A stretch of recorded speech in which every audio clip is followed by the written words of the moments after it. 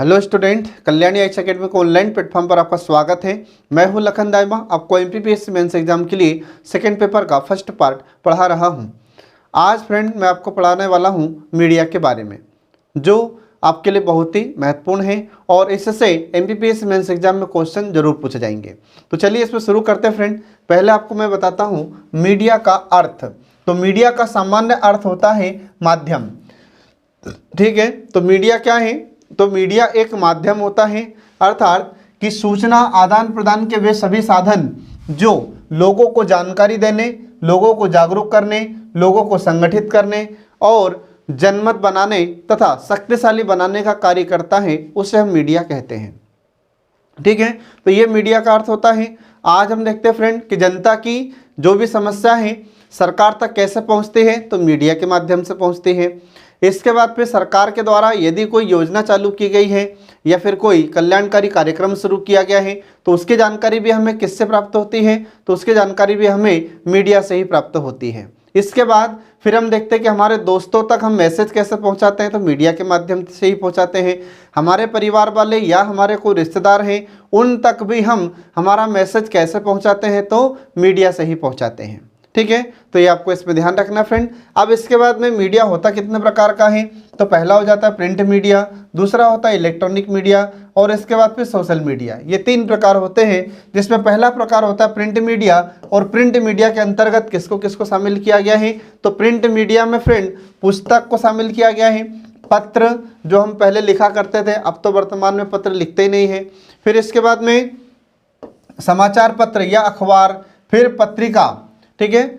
इसके बाद फिर विज्ञापन, ये सब किस में आते हैं, प्रिंट मीडिया में आते हैं।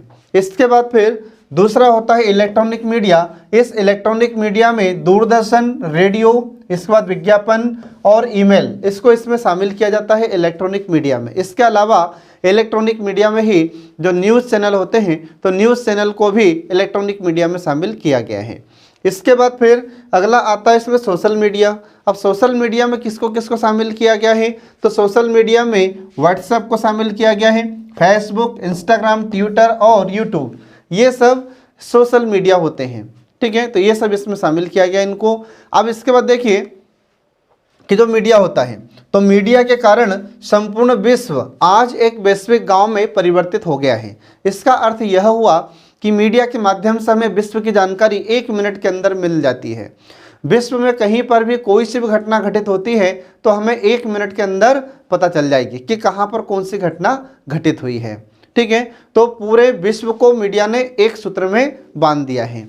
इसके बाद फिर आधुनिक समय में मीडिया को लोकतंत्र का चौथा स्तंभ कहा जाता है, तो ये आपको ध्यान रखना है। तो एग्जाम में अगर 3 नंबर में आपसे क्वेश्चन पूछा जाता है कि भारत में या विश्व में लोकतंत्र का चौथा स्तंभ किसे कहा जाता है, तो लोकतंत्र का चौथा स्तंभ होता है मीडिया, ये आपको ध्यान रखना फ्रेंड।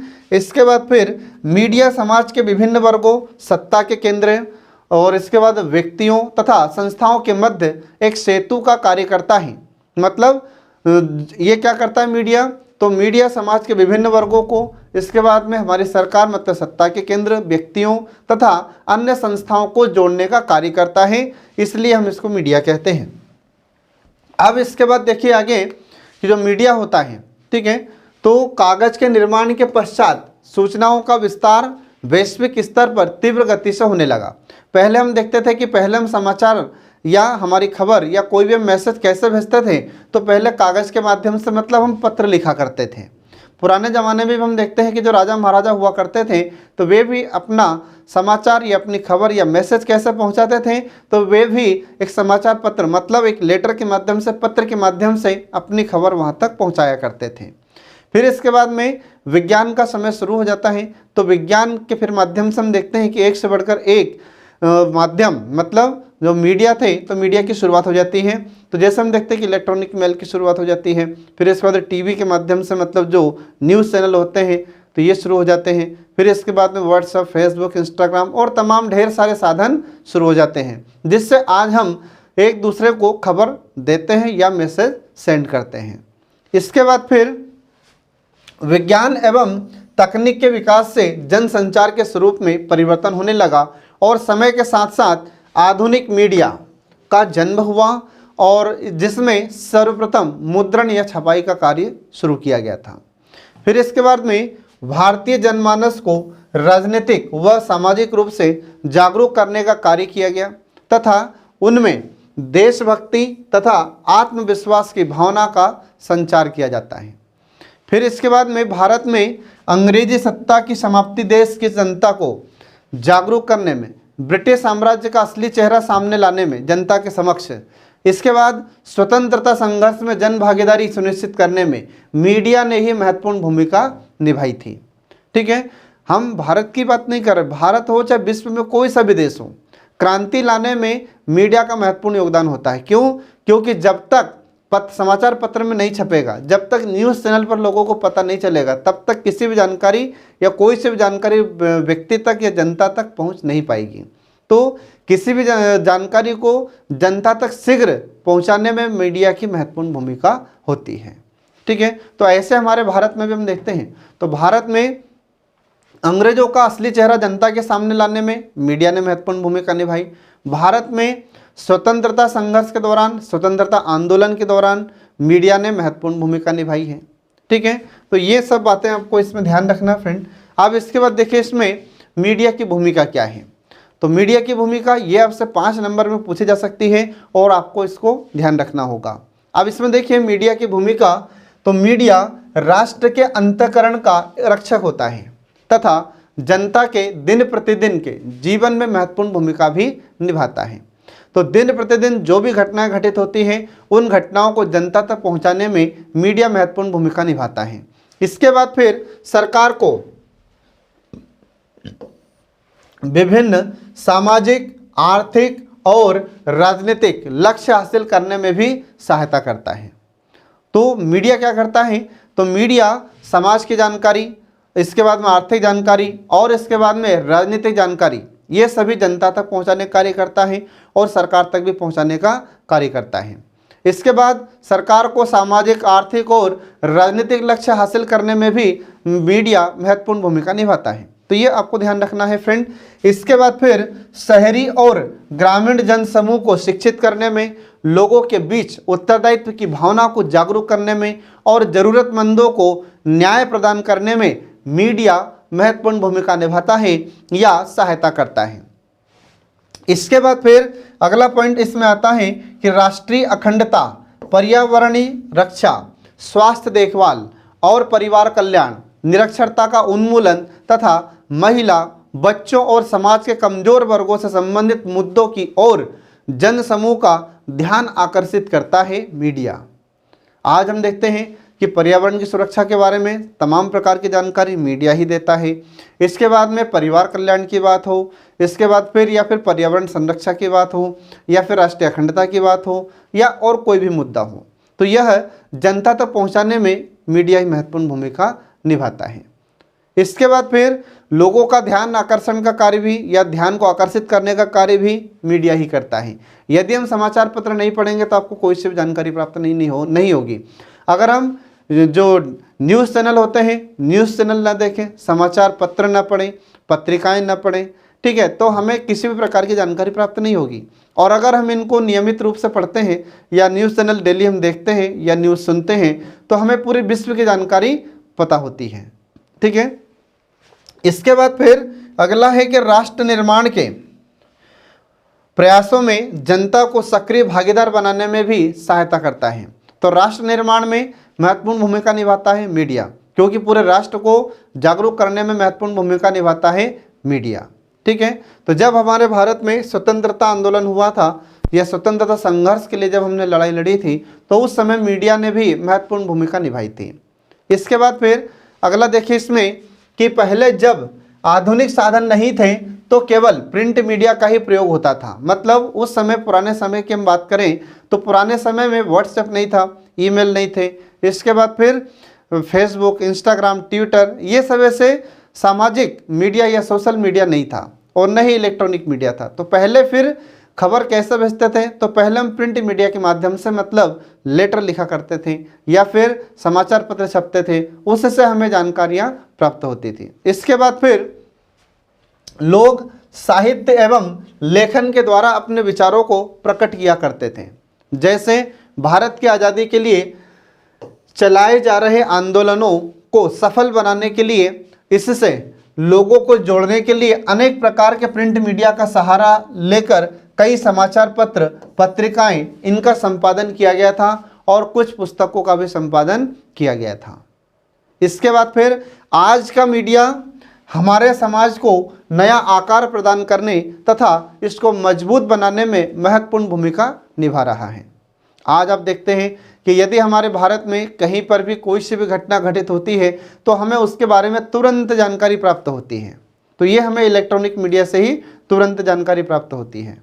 इसके बाद फिर मीडिया लोगों के मनोरंजन का साधन भी होता है और पहले लोग अपने से दूर रह रहे मित्र एवं रिश्तेदारों से बात करने के लिए टेलीग्राम और पत्र लेखन आदि का सहारा लेते थे, जिसमें पत्र मिलने तथा उसको भेजने में अधिक समय लगता था। परंतु आज हम देखते हैं कि फेसबुक है, व्हाट्सएप है, इंस्टाग्राम है, ईमेल है जैसे सोशल मीडिया का प्रयोग कर बड़ी आसानी से हम एक दूसरे से बात आसानी से कर लेते हैं। हम तुरंत मैसेज कर देते हैं और उधर से भी हमें तुरंत मैसेज मिल जाता है, तो हम एक दूसरे का हालचाल तुरंत जान लेते हैं। तो ये सब इलेक्ट्रॉनिक मीडिया या वर्तमान में जो मीडिया है या हमारा सोशल मीडिया है, इससे ही हमें जानकारी तुरंत प्राप्त हो पाती है। और पहले हम पत्र लिखते थे तो पता चला कि 10 दिन लग गए, 15 दिन लगे पत्र पहुंचने में, कभी कभी 1 महीना भी लग जाता था। फिर उधर से कोई पत्र आएगा तो आने में पता चला कि 2 महीने हो गए। तो ऐसे पुराने समय में हमको खबर मिलने में, मैसेज मिलने में समय लगता था, लेकिन अब ऐसा कोई समय हमें नहीं लगता है। अब हमें तुरंत जानकारी प्राप्त होती है। अब इसके बाद देखिए इसमें कि आज हम मीडिया के द्वारा किसी देश के किसी कोने में बैठकर दुनिया के किसी कोने में घटित होने वाली घटनाओं के बारे में आसानी से जान सकते हैं, और यह जानकारी हमें टेलीविज़न के माध्यम से और रेडियो के माध्यम से प्राप्त होती है।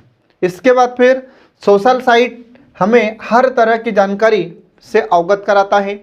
इसके बाद फिर जो मीडिया होता है तो मीडिया देश में मजबूत व्यापार का माहौल तैयार करता है। इसके अतिरिक्त सूचना और शिक्षा मुहैया कराने, राष्ट्रीय नीति और कार्यक्रम के प्रति लोगों में जागरूकता लाने में भी मीडिया महत्वपूर्ण भूमिका निभाता है। इसके बाद फिर भारत में मीडिया और मनोरंजन उद्योग में बहुत तेज़ी से परिवर्तन हो रहा है और यह तेज गति से बढ़ने वाला एक क्षेत्र बन चुका है। इसके लिए कुछ उत्तरदायित्व कारक होते हैं, जिसमें पहला कारक होता है प्रति व्यक्ति आय में वृद्धि होना, दूसरा होता है राष्ट्रीय आय का बढ़ना, तीसरा होता है उच्च आर्थिक वृद्धि, इसके बाद फिर सशक्त आर्थिक मूलभूत तत्व, फिर इसके बाद में लोकतांत्रिक व्यवस्था में सुधार होना, इसके बाद में कानून व्यवस्था की स्थिति अच्छी होना। ये सब कारक हैं जिससे हमें यह प्रतीत होता है कि हमारे मीडिया में और मनोरंजन के उद्योग में बहुत परिवर्तन हो रहा है। तो ये सब आपको ध्यान रखना है, क्योंकि हम देखते हैं कि मीडिया से कुछ लोगों को रोजगार प्राप्त होता है, ठीक है। इसके बाद फिर हमारे भारत की राष्ट्रीय आय में भी वृद्धि इसके कारण हो रही है। इसके बाद फिर अब देखिए, अभी हमने आपको बताया है कि मीडिया की भूमिका, अब कुछ मीडिया की आलोचना भी है या कुछ कमियां भी हैं। तो कौन कौन सी कमियां हैं तो देखिए इसमें, तो पहली कमी या पहली है आलोचना कि यह सभी तरह की सुविधाओं और शक्तियों को हासिल करने में तो प्रयत्नशील रहा है, परंतु यह उत्तरदायित्व से भागता है। इसके बाद फिर दूसरा पॉइंट इसमें आता है कि यह पूरी तरह से व्यावसायिक हो गया है। इस पर व्यावसायिक घरानों ने अपना आधिपत्य जमा लिया है। इसका अर्थ यह हुआ कि आज का जो मीडिया है वह ज़्यादातर बिकी हुई परिस्थिति में पाया जाता है, मतलब पेड न्यूज़ उसमें रहती है। पैसे देकर न्यूज़ छपा लेते हैं या पैसे देकर न्यूज़ टीवी चैनल पर आती है। ये हम कई बार ऐसा दृश्य देख चुके हैं। इसके बाद फिर अगला आता है कि मीडिया में एक ऐसी व्यवस्था ने घर कर लिया है जो विचारों को बाजारवादी मीडिया के पक्ष में करने में सक्षम है। परिणाम स्वरूप विश्वसनीयता का संकट उत्पन्न हो गया है। अब मतलब ये है कि हमें मीडिया पर विश्वास नहीं होता कि मीडिया सच बोल रहा है या नहीं। इसके बाद फिर अगला आता है इसमें कि राष्ट्रीय मुद्दों पर उनके द्वारा पूछे गए प्रश्न निष्कर्ष तक पहुंचने के लिए पर्याप्त नहीं होते। ठीक है। इसके बाद फिर अगला आता है इसमें कि मीडिया समस्याओं को उजागर करने में रुचि ले रहा है, लेकिन उन समस्याओं का समाधान में कोई सुझाव नहीं देता और इन समस्याओं के समाधान में भी कोई रुचि मीडिया नहीं लेता। ये इसकी आलोचनाएं होती है इस आधार पर। इसके बाद फिर अगला है कि आलोचना करने से व्यवस्था में अराजकता को बढ़ावा मिलता है। अब अराजकता का अर्थ यहाँ पर क्या होता है, मतलब सरकार की बुराई होती है। फिर इसके बाद में मीडिया जो कुछ भी सामने लाता है उसमें आम आदमी की कोई भागीदारी नहीं होती और ऐसा लगता है कि मीडिया मात्र अपने स्वार्थी हितों को ही खासकर आगे बढ़ा रहा है और उसे अपने राष्ट्रीय एवं सामाजिक दायित्वों की कोई परवाह नहीं है। इसके बाद फिर अगला पॉइंट आता है इसकी आलोचना से संबंधित कि मीडिया के बारे में यह कहा जाता है कि वे तो यही दिखाते हैं जो लोग देखना चाहते हैं, लेकिन इन सब की जद में टीआरपी यानी टेलीविज़न रेटिंग पॉइंट है। हर मीडिया चाहता है कि हमारी टीआरपी बढ़े, ठीक है, टेलीविज़न रेटिंग पॉइंट बढ़े। और अब मीडिया पूरा टीआरपी का बोलबाला हो चुका है।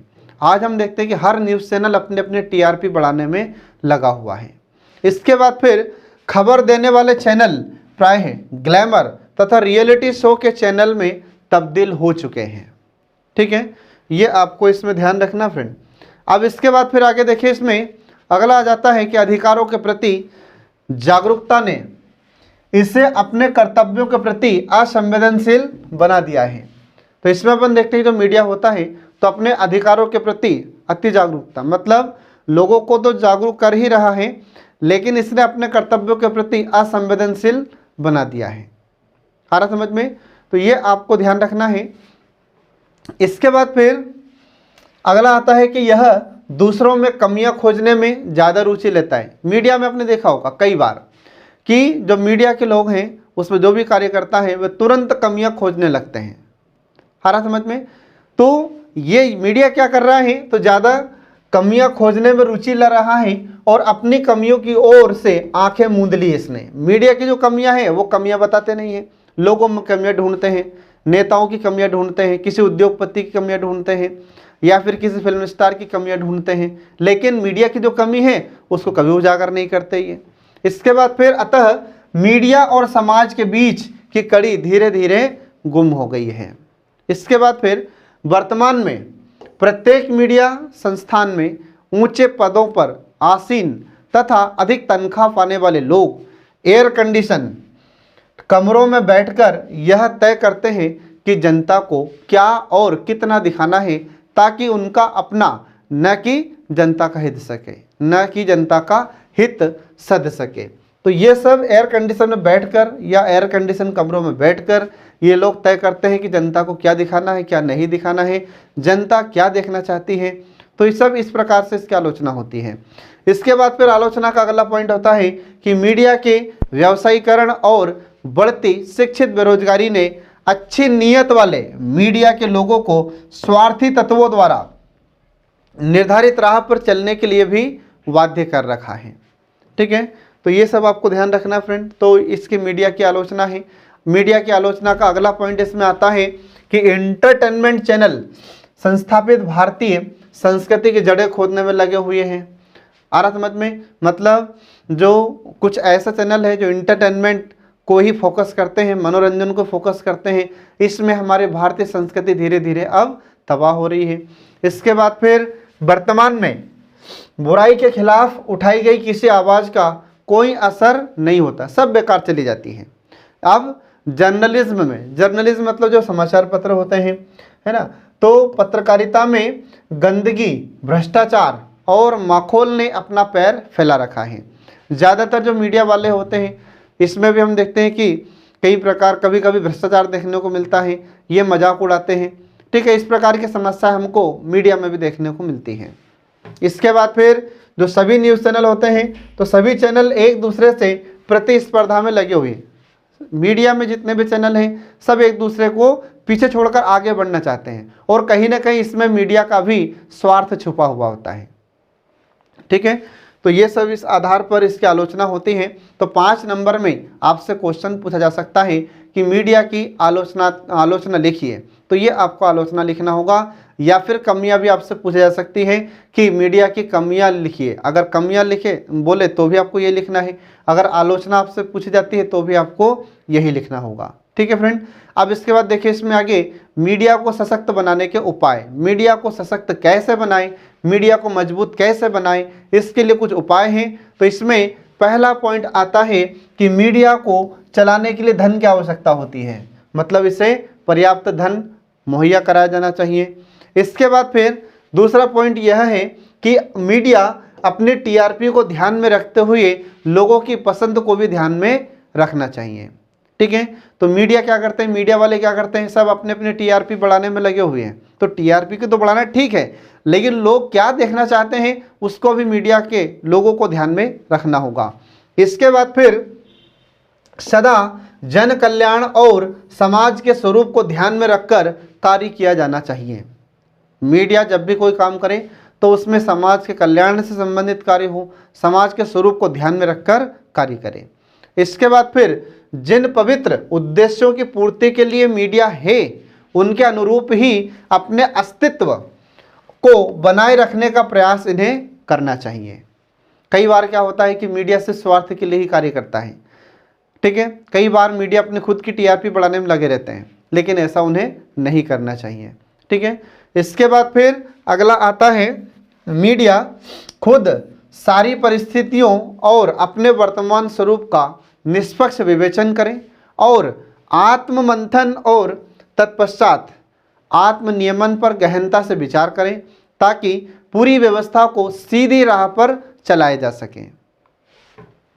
इसके बाद फिर अगला पॉइंट इसमें आता है कि प्रेस के लिए एक उपयुक्त आचार संहिता का निर्धारण भी किया जाना चाहिए, मतलब एक ऐसे आचार संहिता कोड ऑफ कंडक्ट तैयार किया जाए जिसमें मीडिया के लिए कुछ नियम शर्तें तय की जाए और मीडिया उसका उल्लंघन यदि करता है तो उस पर कोई ना कोई दंडात्मक कार्रवाई की जानी चाहिए। इसके बाद फिर अगला पॉइंट आता है कि संपादकों को अपने पत्र में प्रकाशित सामग्रियों तथा संपादकों के लिए ज़्यादा उत्तरदायी बनाया जाना चाहिए।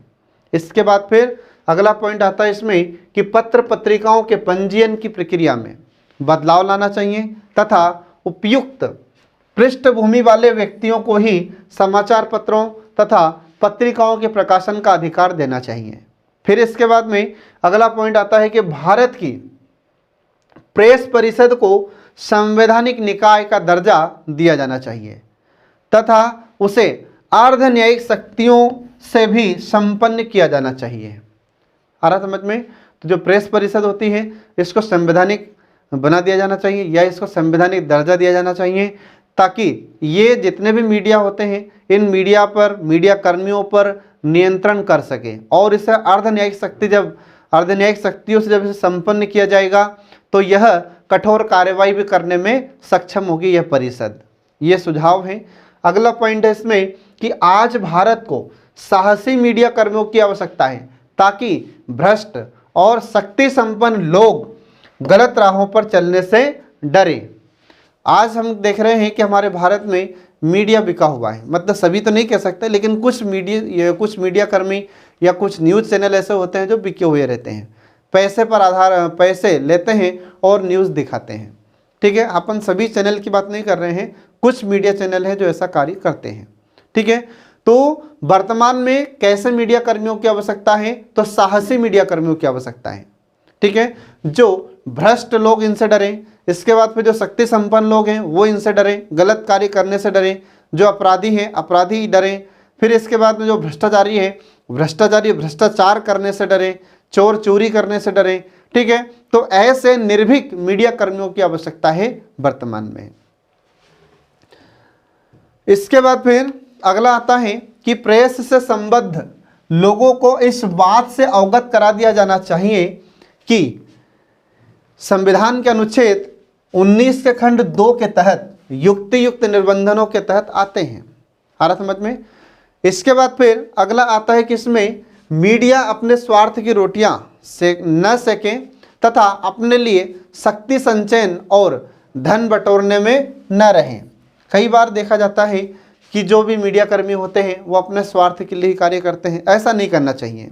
फिर इसके बाद में धन एकत्रित करने में, पैसा कमाने में लगे हुए मीडिया, जबकि मीडिया को ये कार्य नहीं करना चाहिए। जबकि मीडिया का कार्य क्या है? समाज को सही रास्ते पर ले जाना, समाज को सही राह दिखाना, ये मीडिया का कार्य होता है।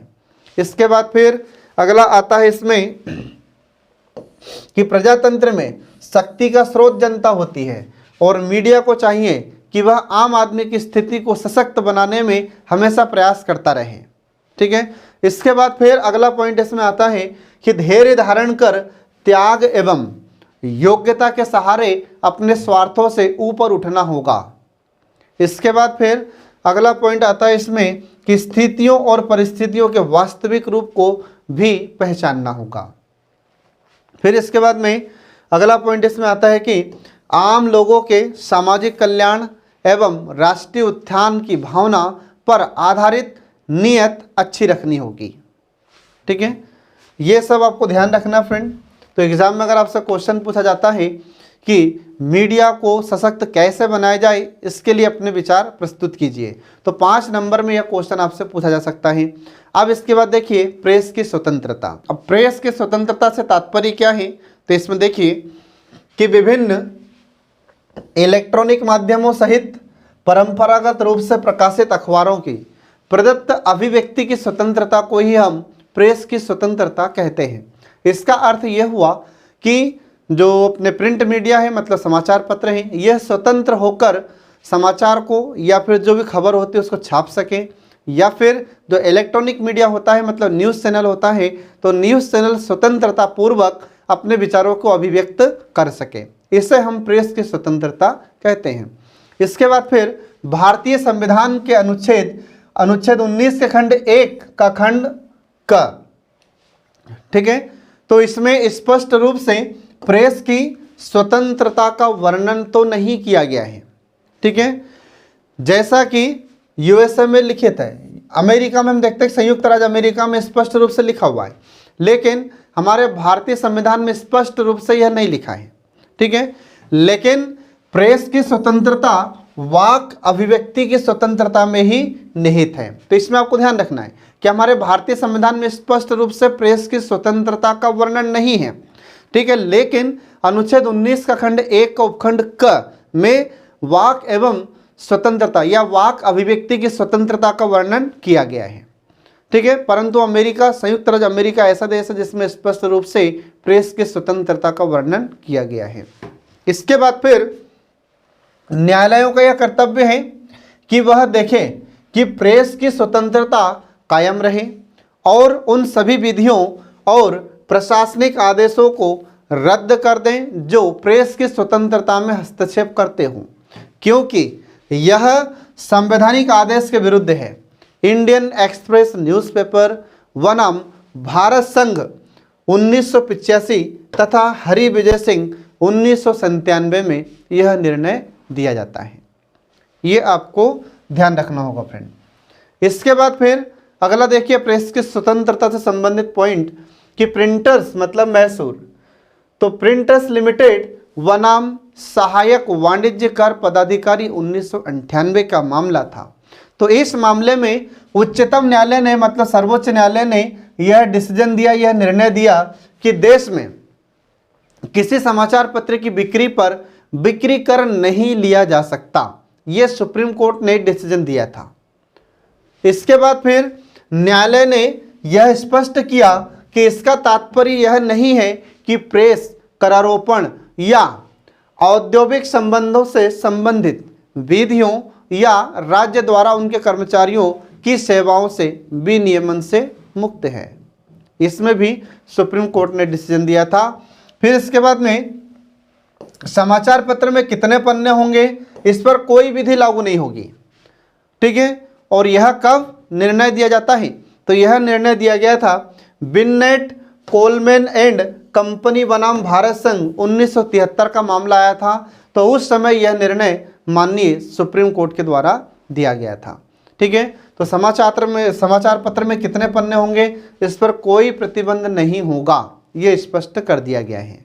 इसके बाद फिर अगला मामला देखिए इसमें, तो अगला मामला आता है कि आर राजगोपाल बनाम तमिलनाडु राज्य 1994 का मामला।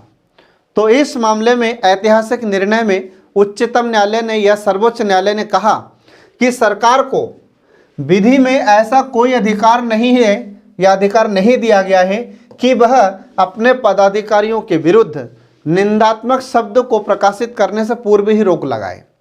आ रहा समझ में?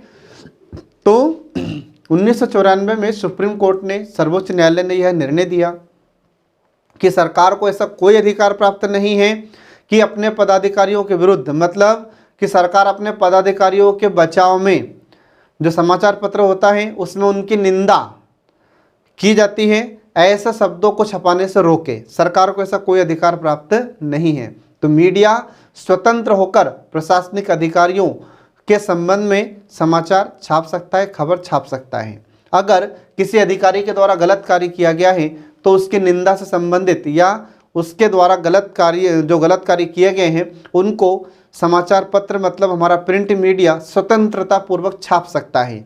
इसमें सरकार भी कोई बचाव नहीं करेगी।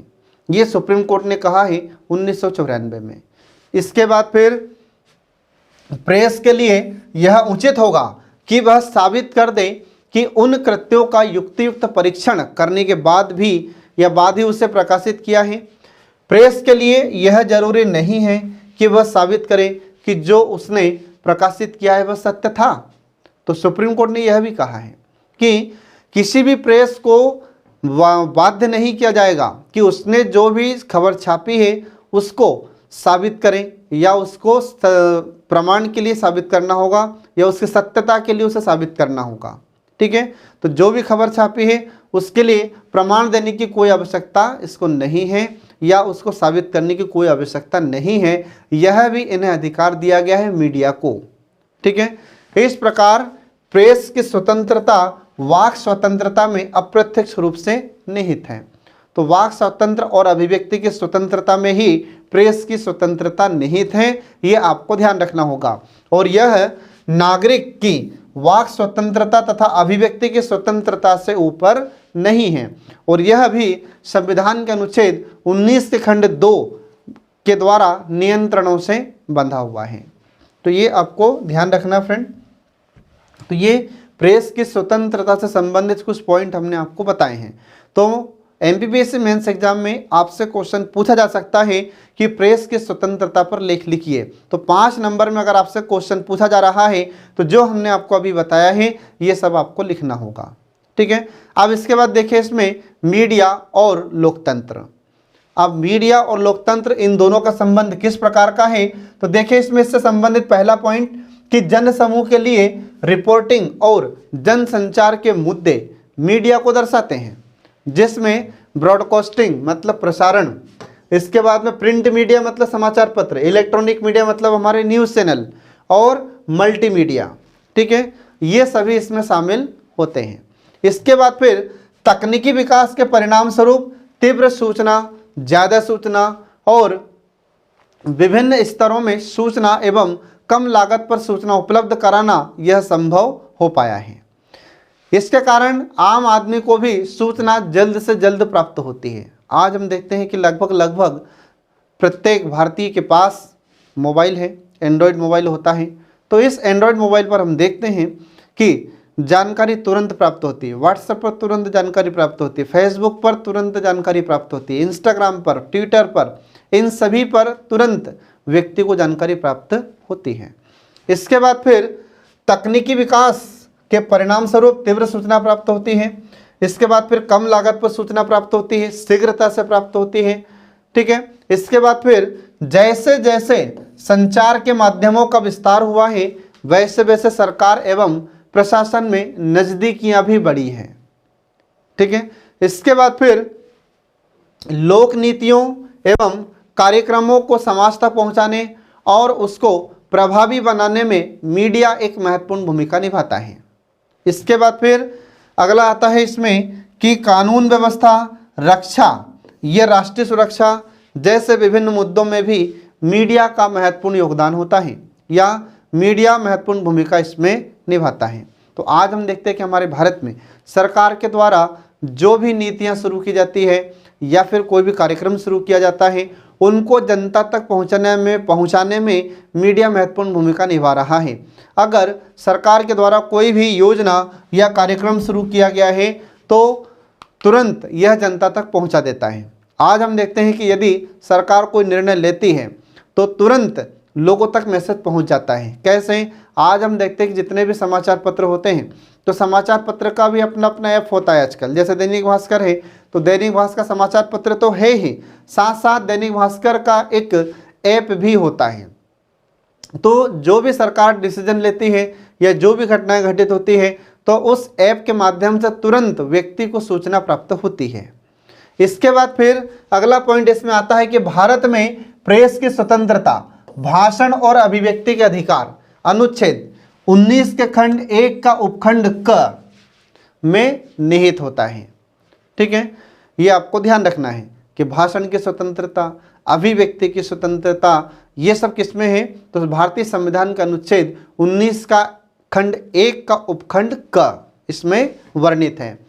इसके बाद फिर जैसे जैसे विश्व में सूचना के अधिकार का विस्तार हुआ है वैसे वैसे प्रेस की स्वतंत्रता के मुद्दे और भी ज़्यादा उभरने लगे हैं। ठीक है, इसके बाद फिर मीडिया सरकार एवं प्रशासन की कमियों में ज़्यादा रुचि लेता है, जबकि सरकार एवं प्रशासन को अपनी उपलब्धियों को लोगों तक पहुंचाना होता है।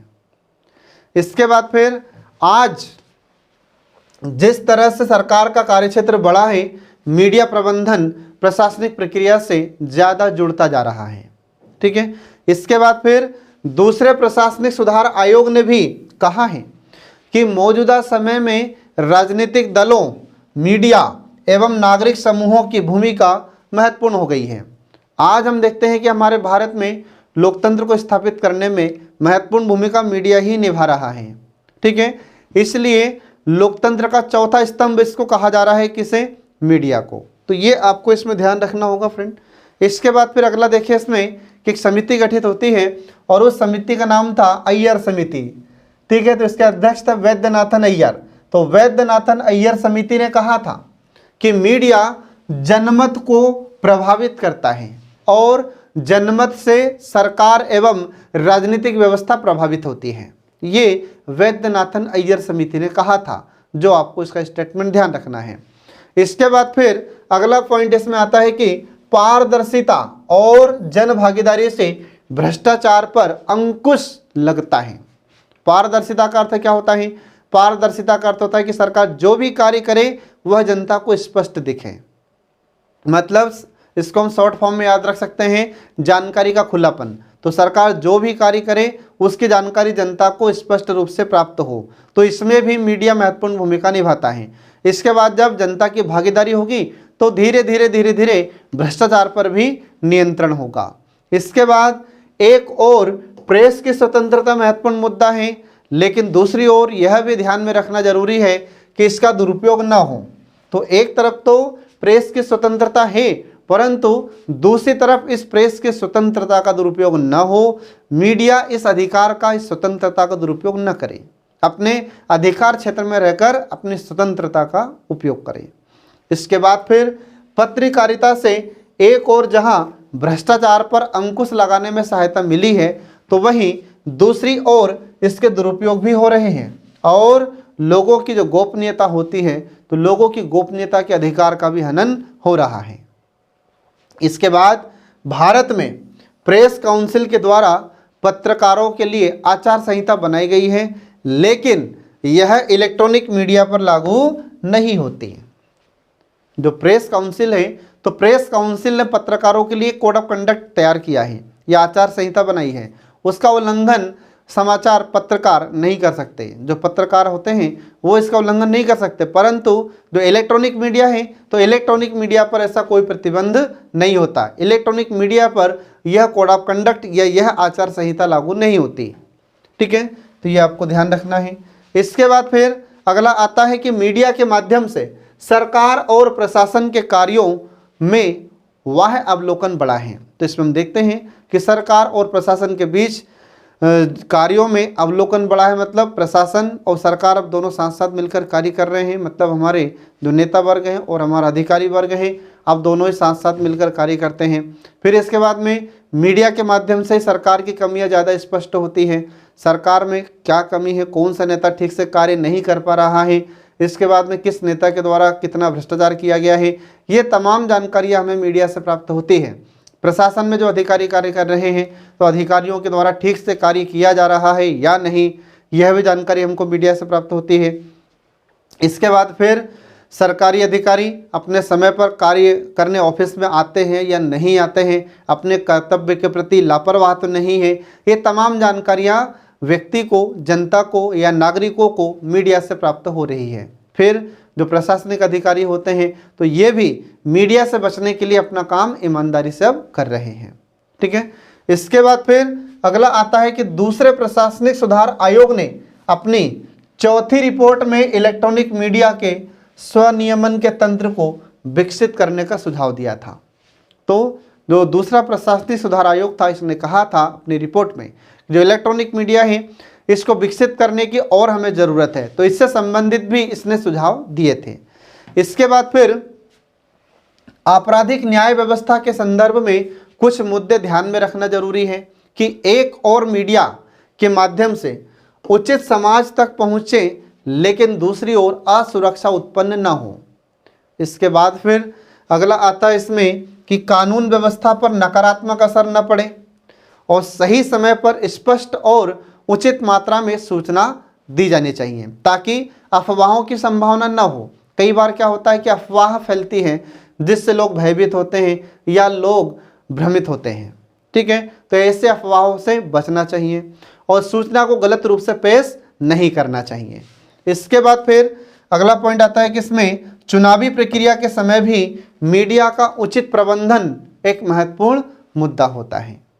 ठीक है, तो ये आपको इसमें ध्यान रखना है फ्रेंड। इसके बाद देखिए आगे कि यदि मीडिया प्रभावी है तो प्राधिकार का प्रयोग मतलब सत्ता का प्रयोग लोकहित में होगा और भ्रष्टाचार पर अंकुश लगेगा। अगर मीडिया प्रभावी रहेगा तो हमारे जो सरकारी अधिकारी होते हैं, हमारे नेता वर्ग होते हैं, ये भ्रष्टाचार नहीं करेंगे, ये ईमानदारी से कार्य करेंगे और जनता के लिए कल्याणकारी कार्य ही करेंगे। इसके बाद फिर मीडिया के द्वारा लोगों को सरकार की नीतियों एवं कार्यक्रम की जानकारी मिलती है एवं लोगों में जागरूकता बढ़ती है। तो लोगों में जागरूकता बढ़ाने में भी मीडिया महत्वपूर्ण भूमिका निभाता है। इसके बाद फिर यदि मीडिया ठीक से रिपोर्ट करता है कि सरकार ने क्या किया क्या नहीं किया, तो इससे मतदाता तक अच्छी सूचनाएं पहुंचेगी। मतदाता ईमानदारी से सूचना प्राप्त करेगा या जो सत्य सूचनाएं हैं या जो सत्य घटनाएं हैं ये नागरिकों को या मतदाताओं को प्राप्त होगी और अपने मत का प्रयोग बेहतर तरीके से कर पाएगा। इसके बाद फिर कई महत्वपूर्ण समस्याएं जिन पर सरकार उचित रूप से ध्यान नहीं दे पाती उस पर मीडिया ध्यान आकर्षित कर सकता है। ठीक है, इसके बाद फिर सिविल सोसाइटी या नागरिक समाज की विभिन्न इकाइयों को जोड़ने में भी मीडिया महत्वपूर्ण भूमिका निभाता है। ठीक है, तो जो सिविल सोसाइटीज होती हैं तो उनको जोड़ने में भी महत्वपूर्ण भूमिका निभाता है मीडिया, ये आपको ध्यान रखना फ्रेंड। इसके बाद फिर हम इसका जो बचा हुआ पार्ट है मीडिया का वो अगले सेशन में पूरा करेंगे। तो फ्रेंड ये टॉपिक यहाँ पर समाप्त हो जाता है। इस टॉपिक से आपसे 3 नंबर के क्वेश्चन भी पूछे जाएंगे, 5 नंबर के पूछे जाएंगे और इसके बाद 11 नंबर के क्वेश्चन भी इस टॉपिक से पूछे जाएंगे। तो इसका जो बचा हुआ पार्ट है वो नेक्स्ट वीडियो में आपको पूरा पढ़ाएंगे। तो तब तक के लिए जय हिंद।